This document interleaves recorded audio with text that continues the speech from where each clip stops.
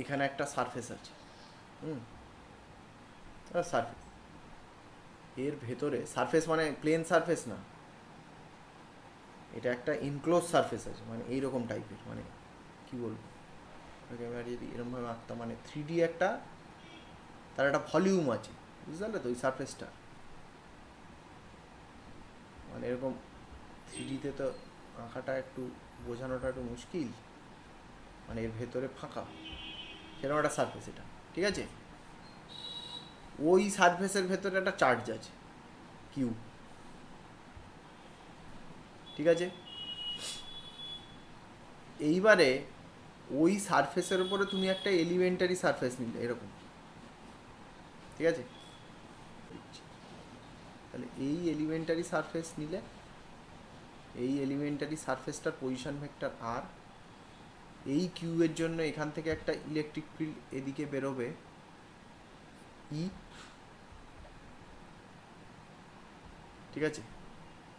ওই সারফেসের ডিএ যে সারফেসটা, তার যে এরিয়া ভেক্টর সেটা আসবে এদিকে এ, দুটোর মাঝখানের অ্যাঙ্গেল ধরো থিটা, ঠিক আছে। তাহলে এই যে ছোট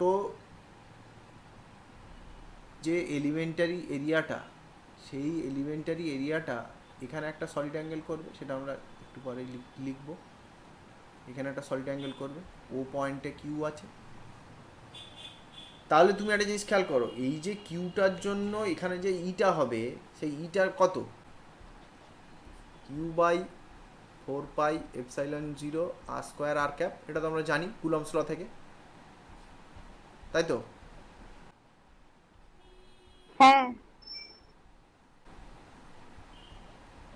আচ্ছা, এইবারে কথাটা হচ্ছে, এই যে কিউ চার্জটা যেটা ও পয়েন্টে আছে, তার জন্য ওই এলিমেন্টারি এরিয়ার মধ্যে দিয়ে ফ্লাক্সটা কত, এটা ডিএ করে দাও, ডিএ, এলিমেন্টারি এরিয়া ডিএ, ঠিক আছে। তাহলে flux through elementary area DA is কত হবে, ডিফাই হবে, ডিফাই ইকুয়াল টু কত হবে, ই ডট ডিএ হবে। একটু আগে আমরা বলেছি যে flux through a certain area, সেটা ইলেকট্রিক ফিল্ড ডট সেই এরিয়াটা হয়। তাহলে এখানে ডিএটা স্মল এরিয়া, তাহলে ই ডট ডিএ হবে, হবে তো। হ্যাঁ স্যার। হুম, আচ্ছা, ই ডট ডিএটা তাহলে কত হবে, ডিফাই ইকুয়াল টু কত হচ্ছে দেখো, ডিফাই ইকুয়াল টু ইর জায়গায় আমি কত বসাবো। আচ্ছা, তুমি এখানে একটা জিনিস খেয়াল করো, এখানে আর ক্যাপের ডিরেকশান আর ইর ডিরেকশান একই, আর ক্যাপের ডিরেকশানটাও তো ইর ডিরেকশানে, তাই না।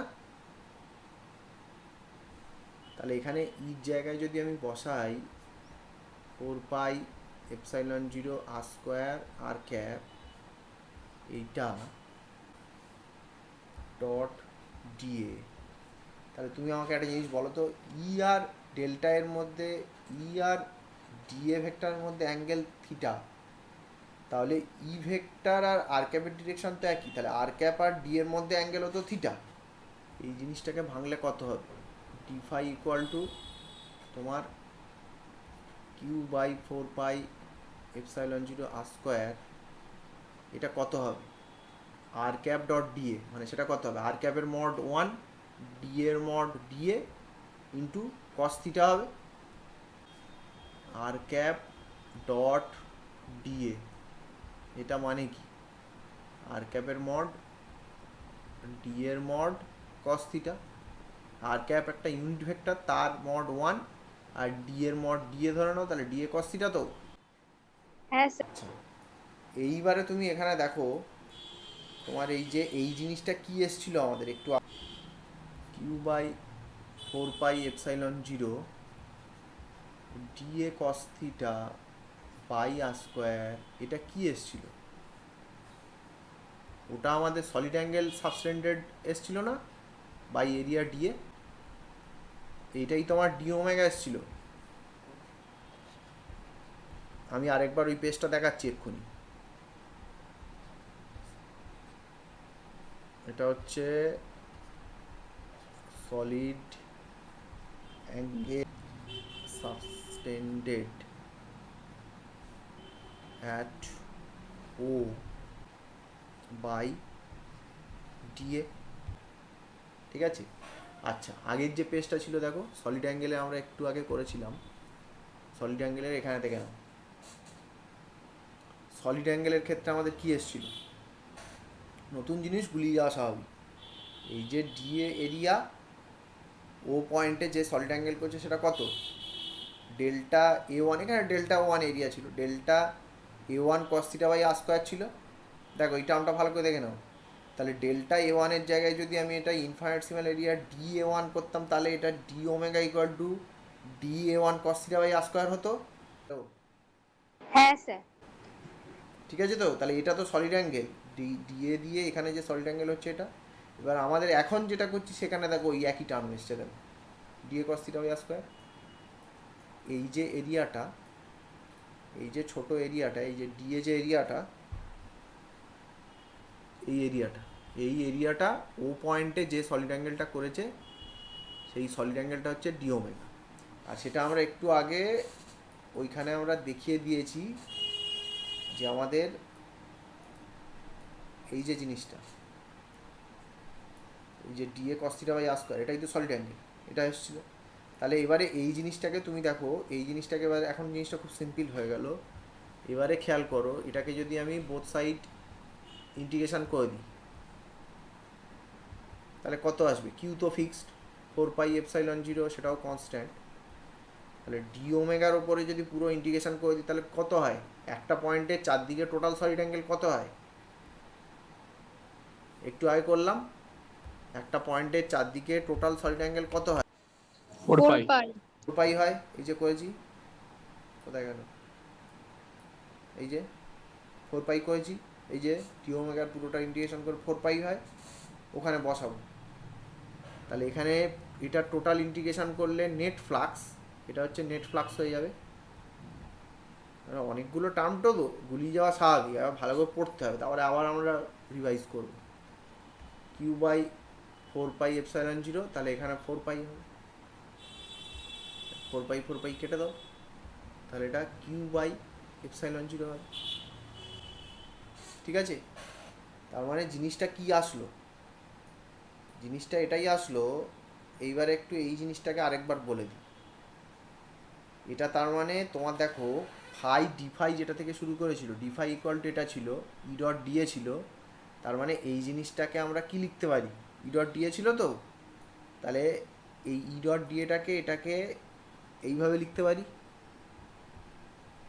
ডিফাই এর জায়গায় ই ডট ডিএ বা ই ডট ডিএস যাই লেখো না কেন, ই ডট ডিএ এটা হচ্ছে ইন্টিগ্রেশন ওভার ক্লোজ সারফেস। এই যে গোল্লা মতো যেটা দিয়ে দিলাম, এটার মানে হচ্ছে তোমার, এটা হচ্ছে ই ডট ডিএ, এটা হচ্ছে ক্লোজ সারফেস, তাহলে সেটা ইকুয়াল টু তো আমাদের ওই যে ডিফাই ছিল, আর ডিফাইটা টোটাল ক্লোজ সারফেস ইন্টিগ্রাল কত এসছে, কিউ বাই ε0 এসছে। ঠিক আছে, আপাতত তুমি এই লাইনটাতে ফোকাস করো যে আমার ই ডট ডি এর টোটাল যে ইন্টিগ্রেশনটা এসছে, close surface integration equal to Q by ε0 এসছে।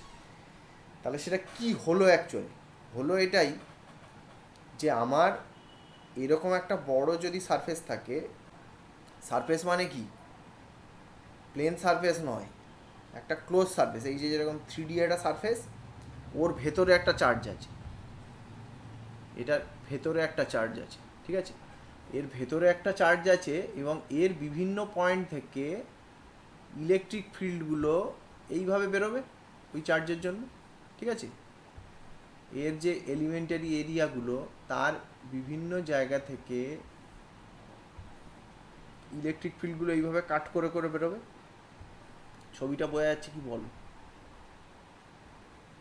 ইলেকট্রিক ফিল্ডগুলো এইভাবে কাট করে করে বেরোবে,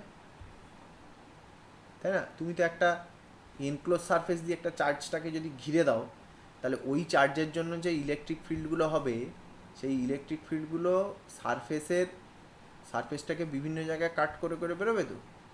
এবার তাদের জন্য তোমার প্রত্যেকটা জায়গায় তার মানে কী হবে, নেট একটা আউটওয়ার্ড ফ্লাক্স থাকবে।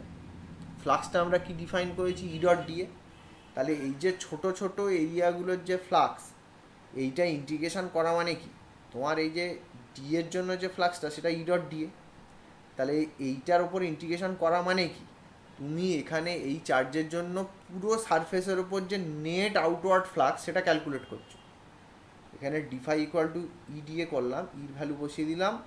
এবার এই যে যেই ইন্টিগ্রেশনটা করছো, এটা নেট ফ্লাক্স কি, নেট আউটওয়ার্ড ফ্লাক্স এটা, ঠিক আছে। এখানে এটা লেখা ভালো যে ডিফাই যেটা, এটা হচ্ছে তোমার net outward flux through the entire surface. তার মানে ফ্লাক্স জিনিসটা প্রথমে আমরা বুঝেছি ই ডট দিয়ে। এবার সেই ই ডট ডিএটাকে পুরো সারফেসের ওপর যে নেট ফ্লাক্সটা হবে, নেট যে আউটওয়ার্ড ফ্লাক্সটা হবে, সেটা কার সঙ্গে সমান, ভেতরে যে চার্জটা আছে সেইটা বাই এপসাইলন জিরোর সঙ্গে সমান। এটা আমরা প্রুফ করলাম। এবারে তুমি দেখো, এটা এটা যেমন তুমি একটা সিঙ্গেল কিউবের জন্য যেমন এটাকে তুমি প্রুফ করলে, তেমনি তুমি এখানে যে কোনো, মানে এর ভেতরে যদি এটা কিউ না থেকে যদি কিউ ওয়ান থাকতো, তার জন্য ওটা হতো কি, হতো না হতো না, যদি ওটার ভেতরে আমি যদি ওর ভেতরে যদি আরেকটা চার্জ আছে, তার জন্য যদি এটা যেমন কিউ এর জন্য তুমি প্রুফ করেছো, তেমনি এখানে যদি একটা গাউসিয়ান সারফেস তুমি নিতে, তাহলে তার ভেতরে যদি একটা চার্জ না থেকে যদি মাল্টিপল চার্জ থাকতো, ঠিক আছে, এরকম যদি মাল্টিপল চার্জ থাকতো, তাদের জন্য তুমি এটা দেখাতে পারতে। এবং সেখানে কি হতো, মাল্টিপল চার্জ থাকলে, এটা কিন্তু ইনসাইড চার্জের জন্য, ইনসাইড চার্জের জন্য কিন্তু ই ডট ডিএ হচ্ছে এটা।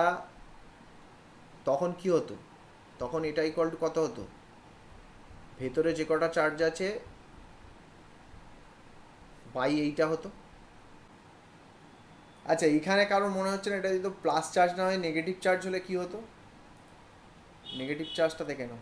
নেগেটিভ চার্জ হলে, হ্যাঁ, তাই এখানে তোমার নেট ফ্লাক্স যদি ভেতরে একটা চার্জ আছে গাউসিয়ান সারফেসে, ই হলো লাইনটা, এর ভেতরে একটা নেগেটিভ চার্জ আছে, তাহলে নেগেটিভ চার্জ হলে কি হবে, ইলেকট্রিক ফিল্ডটা তো ভেতর দিকে হবে। হ্যাঁ sir. Sir.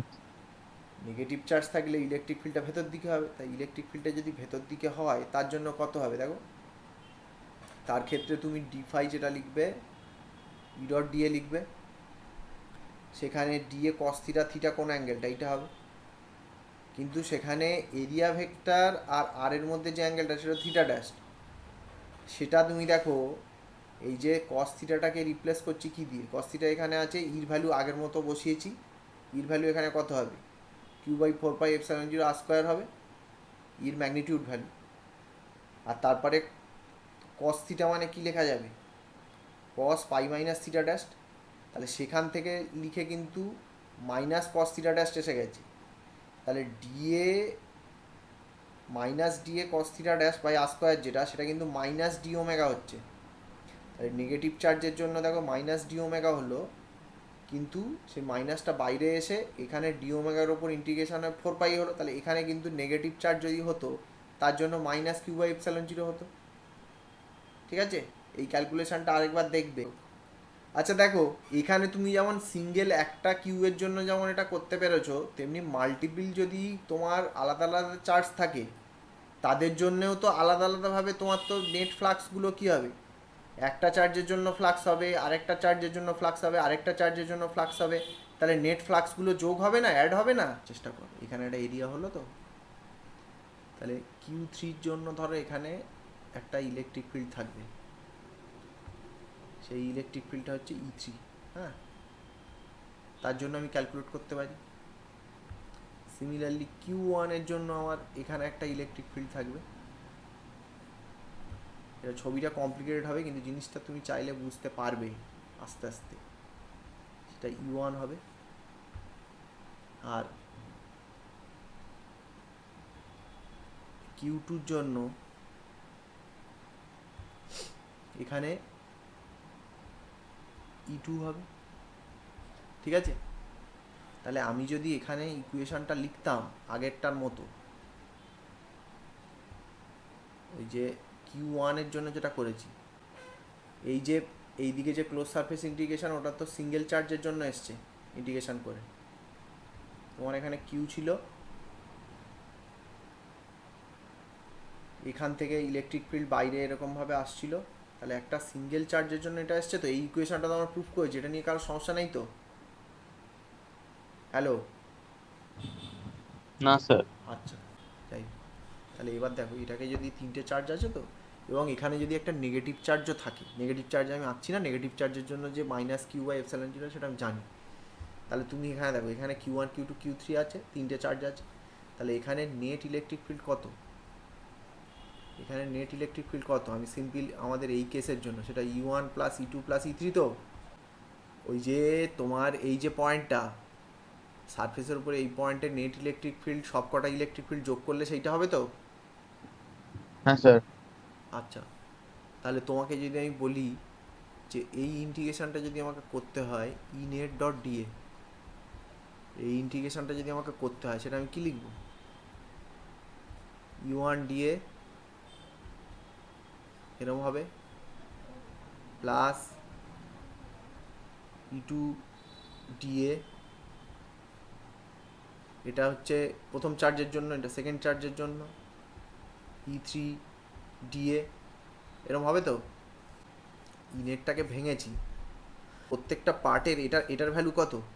E one dot A, শুধু ই ওয়ান ডট এটার ক্লোজ সারফেস টোটাল ইন্টিগ্রেশনটা করলে কত হবে? Q one by epsilon zero আসবে তো? এটার করলে কত হবে? Q two by epsilon zero আসবে তো? এটা করলে এরম আসবে তো? আমরা আমরা এখানে কি করেছি, একটা কিউ এর জন্য দেখো, এখানে একটা চার্জের জন্য ই ডট ডিএ করে দেখিয়েছি যে কিউ বাই এপসাইলন জিরো আছে।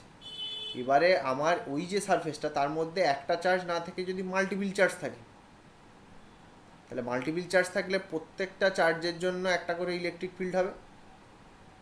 এবার ওই পয়েন্টে টোটাল ইলেকট্রিক ফিল্ডটা ই নেট হবে। ঠিক আছে? তাহলে ইনসাইড চার্জের জন্য ইলেকট্রিক ফিল্ড যদি শুধু ইনসাইড চার্জের জন্য যদি হয়, তাহলে সেই ইলেকট্রিক ফিল্ড এখানে তিনটে কম্পোনেন্ট আছে, তিনটের জন্য ভাঙলে এটার জন্য এটা, এটার জন্য এটা, এটার জন্য এটা হবে।